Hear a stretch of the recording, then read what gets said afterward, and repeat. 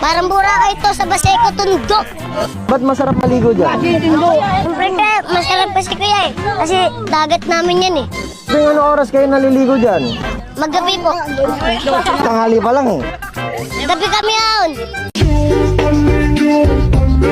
Ito sa ating lichiplan. O yun lang. Ngayon, lagyan natin ng 3 basong kutsara. To my YouTube channel, guys. Today I am going to make a new video, so please whatever. Please I want to reach 1 million likes. So please yes.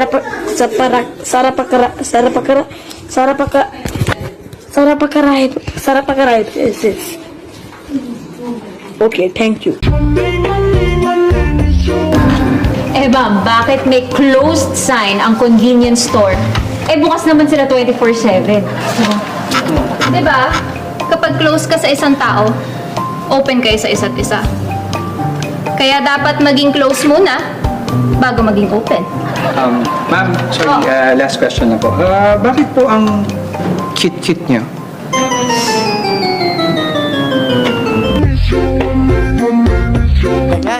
Tekla? Saan yun? O anong, tekla, ano daw? Ano po tanong? Anong tanong nyo?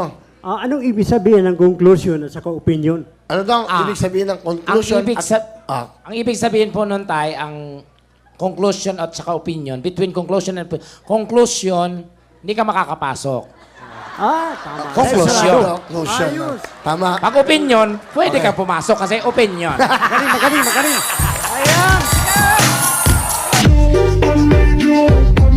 Where is your ankle located? Manila. Ankle. Nagtrabaho sa Manila.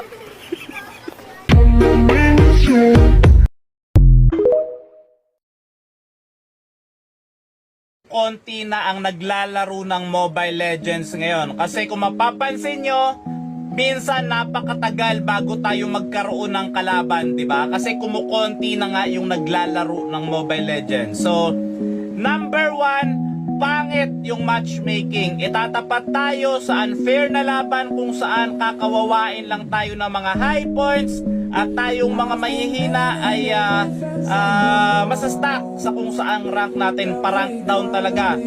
Pangalawa, pangit pa rin ang matchmaking. Wala na tayong magagawa, dati pa problema to. At pangatlo, napakapangit talaga ng matchmaking. Mas madalas pa magkaroon ng bagong skin ng napakamahal kaysa sa subukang solusyonan ang matchmaking. So ano na munton? Kailan nyo ayusin to? Pababa na ng pababa.